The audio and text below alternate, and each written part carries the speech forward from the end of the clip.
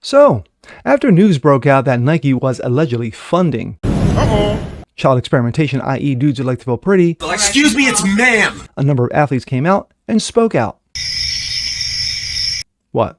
You expect them to slap that hand that feeds them?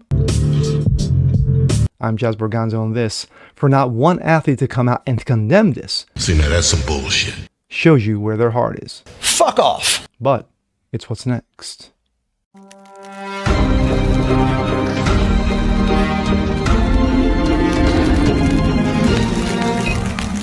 What's up, everyone? Jazz Borganzo. What's next? Your daily dose. Hope you guys are feeling good today on this Tuesday. Well, remember the story that broke out last week regarding Nike? You know, the shoe brand, the foot apparel, the official shoe of Earth that brought you Jordans, Barkleys, Kobe's, and Steph Curry's, and sadly, LeBron's. Anyway, it was alleged that they were funding a experiment, child experimentation, a study, if you will, on little boys.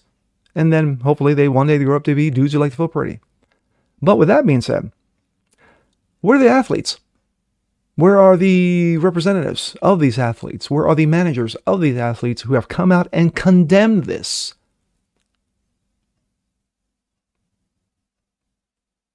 Exactly. And here we go. This comes out of Outkick. Now, Nike athletes, USA Basketball silent, eerily silent, on brand's allegedly funding of trans mental study. But before we get into the story, let's hear from Riley Gaines. Okay, are we just going to disregard the fact that Nike is apparently funding a study that disfigures young boys to understand if they can be physically impaired enough to compete with girls without significant retained male advantage? And if you're confused what this means, it means Nike is funding a study to give children injectable hormones and puberty blockers. Yes, you heard that right. Nike, the shoe brand, the athletic wear brand, is doing medical experimentation on minors. I haven't bought a Nike product in years. I've known about their use of exploited workers, child labor in third world countries, how they went all in on Colin Kaepernick, how they used to model women's products. She said man, by the way. Women's sports bra. Man right? got so Nike bleeped. was already not an option for me. But this experiment is like Nike's own Tuskegee experiment. I guess you can't know the effects of intentionally harming children without intentionally harming children. And Bingo. from a shoe brand. Like, did Bud Light teach them nothing? Nope. So this is from a piece the New York Times did just this past week. You can pause to read it all. Basically, it's saying the scientist who identifies as trans himself, Joanna Harper, is leading a study, an ambitious study, of trans adolescents that measures before they begin hormone therapy and after they have begun to medically transition every 6 months, 4 or 5 years. You see it and highlighted right here. This study is being funded by Nike.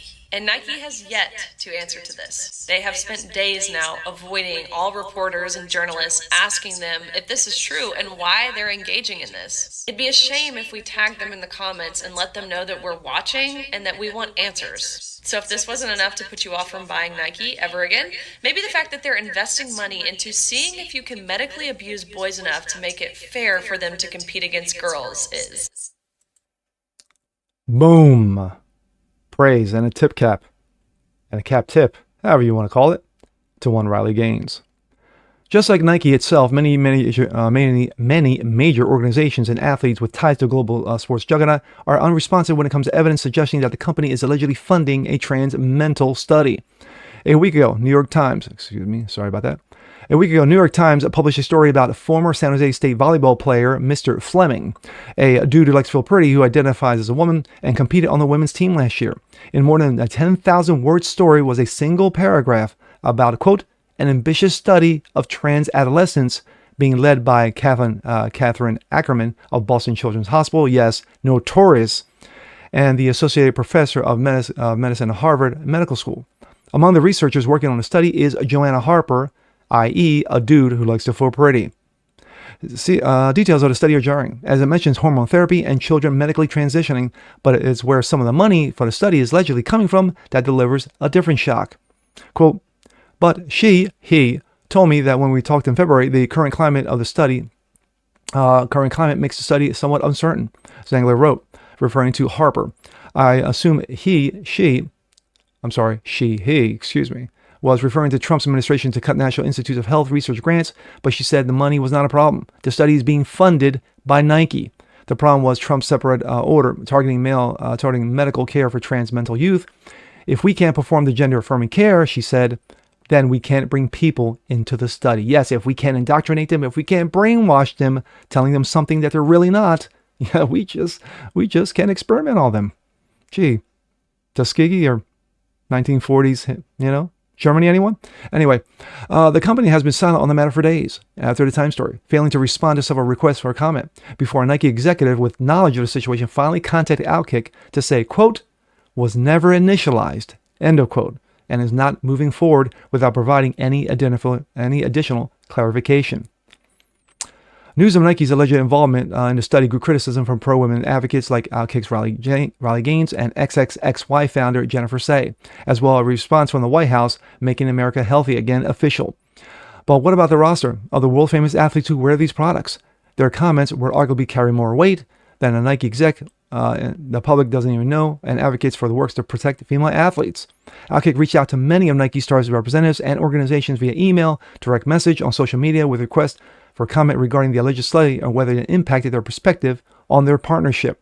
USA Basketball, the USA men's and women's national soccer teams, the WNBA, as well as Nike athletes including Caitlin Clark, Nelly Korda, Paige Buggers, Brooks Koepka, Kevin Durant, Naomi Osaka, and Diane Taurasi didn't immediately respond to the request for comment of the story. I'll kick with my thoughts. The very end of the comment, that's what bothers the out of me. Well, actually, the whole damn thing bothers the out of me. One, for Nike to be involved in a study. Now you hear the one Nike official say, well, it was not initialized. We, or AKA, we never gave the green light. But you were involved in a study. You knew what it was entailing. You knew the details of it. Now, whether money has stopped or it never started, right now we don't know because they are keeping their mouths shut. And again, when you have athletes who wear the Nike brand, who not even one has come out and condemned this, child experimentation, destroying little boys' lives. That's extremely concerning. That's worrisome. But, like I said in my intro, you don't slap the hand that feeds you. You don't bite the hand that feeds you. And that's exactly what's going on right here. Because if you say nothing, then you really said something. And with that being said, I'm Jazz Borganzo. This is What's Next. Want to see more like this? Please leave a comment below. Like it, share it, subscribe to it. Hit that notification bell so you guys never miss a thing. Continue spreading the word about the show. Appreciate you guys watching as always. And we'll see you on the next one. Peace.